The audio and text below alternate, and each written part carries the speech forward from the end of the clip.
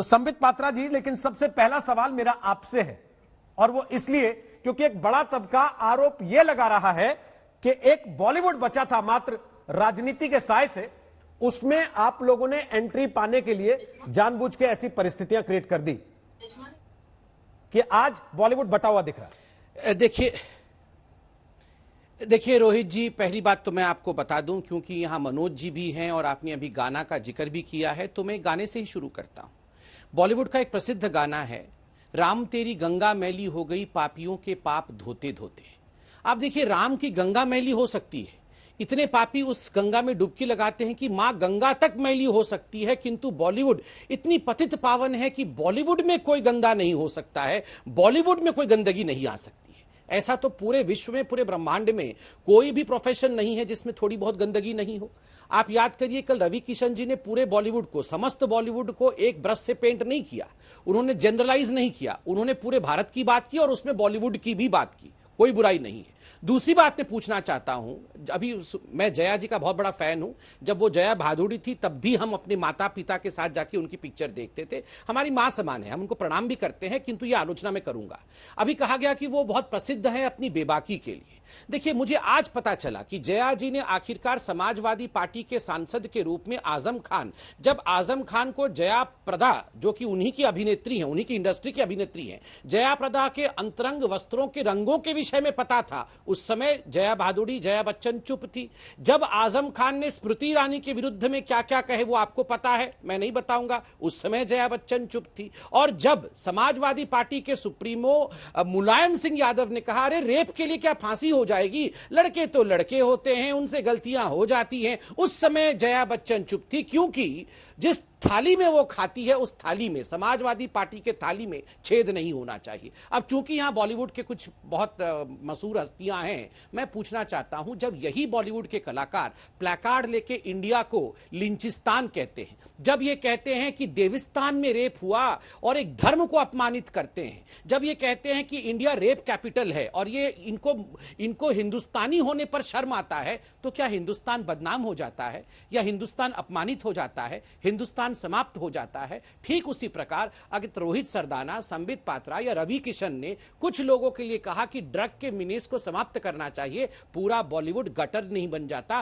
पूरा बॉलीवुड समाप्त नहीं हो जाता, पूरा बॉलीवुड बदनाम नहीं हो जाता। ये बॉलीवुड है, ये कोई मुन्नी बाई नहीं है कि मुन्नी बदनाम हुई, ये इस प्रकार से नहीं। और अगर मुन्नी बाई है भी, तो अगर मुन्नी की चाल शराबी, उसकी जीभ ड्रगीली, उसकी आंख नशीली, अगर सब कुछ गड़बड़ है तो थोड़ी बहुत तो बदनाम होगी ही, उतना तो झेलना पड़ेगा ना।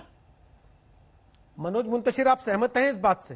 क्योंकि आपने ट्वीट किया, आपने लिखा कि ये थाली है तो थाली सबकी है, कोई किसी के टुकड़ों पे नहीं पलता है, ये किसी परिवार, खानदान या वंश की बपौती नहीं है। किसको कह रहे थे आप मनोज जी? मुझे इस थाली वाली जो एनोलॉजी है, जो ये प्रतीक है थाली का और थाली में छेद करने का, इस पर मुझे आपत्ति है, सख्त एतराज है।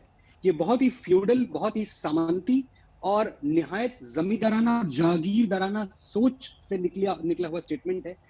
ऐसा लगता है जैसे बॉलीवुड कोई जागीर है, इस जागीर का कोई जागीरदार है, और हम जैसे लोगों को, मामूली लोगों को, मेरे जैसे, मालिनी अवस्थी जी जैसे, हम जैसे, रवि किशन जैसे, हम जैसे मामूली लोगों को एक टुकड़ा डाल के एक थाली में दे दिया गया कि भाई ले, तू भी ले ले, तू भी खुश रहे। ऐसा नहीं है। उस थाली में जो रोटी रखी हुई है ना, वो हमने कमाई है, अपनी मेहनत से, अपने लगन से, अपने हौसले से, अपनी हिम्मत से। ये जो छोटे शहरों से लोग आते हैं, ये बिल्कुल, इनको आप इतना नीचा, इतना छोटा ना समझें कि हम आपकी रोटियों पर, आपके टुकड़ों पर पलने वाले हैं। तो मुझे इस स्टेटमेंट से सख्त एतराज है, बावजूद इसके कि मैं जया बच्चन जी का बहुत बड़ा फैन हूं और हमेशा रहूंगा। लेकिन आप सोचें कि कितना ट्रिवियल तरीके से अचानक एक पूरे के पूरे समुदाय को, छोटे शहरों से आने वाले लोगों को कैसे दरकिनार कर दिया गया, और हमें क्या बता दिया गया कि हम हैं कौन? हम वो हैं जो उस थाली में पड़े हुए टुकड़ों पे पलते हैं और फिर उस थाली में छेद करते हैं। रोहित जी, एक बात मैं कह रहा हूं आपसे, और पूरे कॉन्फिडेंस से कह रहा हूं कि अगर उस थाली में किसी ने ड्रग परोस दिए हैं, अगर उस थाली में किसी ने जहर परोस दिए हैं, तो जरूरी है कि उस थाली में छेद किया जाए, ताकि वो ड्रग और वो जहर बह के निकल जाए और थाली हमारी फिर से साफ हो जाए।